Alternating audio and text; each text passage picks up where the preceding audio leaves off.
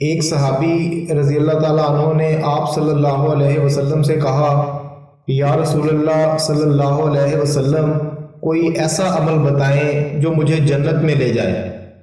اس پر لوگوں نے کہا کہ اسے کیا ہو گیا ہے؟ نبی کریم صلی اللہ علیہ وسلم نے فرمایا کہ کیوں، کیا ہو گیا ہے؟ اجی اس کو ضرورت ہے، بیچارہ اس لیے پوچھتا ہے۔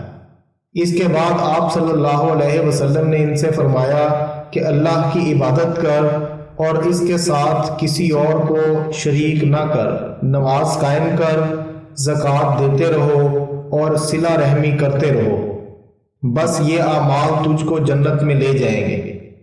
چل اب نکیل چھوڑ دے۔ راوی نے کہا، شاید اس وقت نبی کریم صلی اللہ علیہ وسلم اپنی اونٹنی پر سوار تھے۔